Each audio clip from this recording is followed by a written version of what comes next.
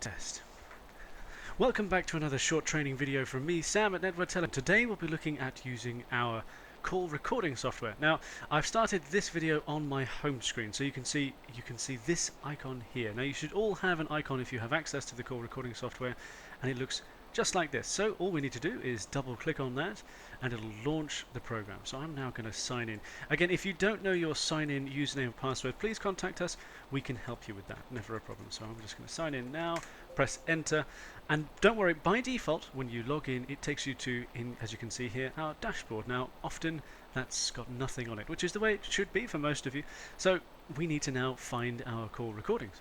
All we need to do is click on over here on the left, it says call recordings. So click on that and that will bring you back to every single call in and out today. So that's it. To play on any one of the calls, just click on that little red button next to one of the calls you want to find. But it's probably best that you know how to quickly navigate to calls. So let's say you need to find a call that came through last week.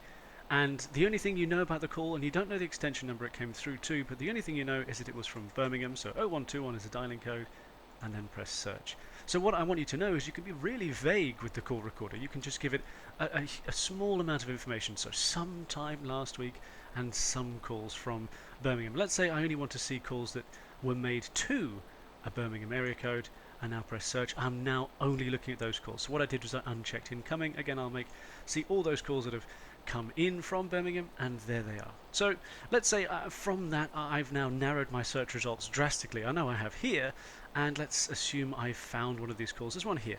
So let's just play that. Now all you need to do to press play is, so let's just stop that call. I don't need to listen to the whole thing. So from this point you can now listen back to the entire call by pressing the play button. But let's say you only want a small, no, this is how long is this? This is a 3-4 minute conversation really. So let's assume the only important bit here is at 180 seconds in. So the rest of it's all just waffle. It doesn't really mean much to the call, but you know after having listened to it, then in fact this was the point at which perhaps a quote went through, or some poignant information was given or taken. So let's right click there, click on markers, and then add, and I get a little yellow box. I can resize that and move it around as much as I like, but I know that the important information is there. Let's say once I've got my little yellow box in the place I want it, I can click our scissors. So importantly, you can see it tries to save it to itself by default, so let's make sure we save it to our desktop, and let's call this test 1.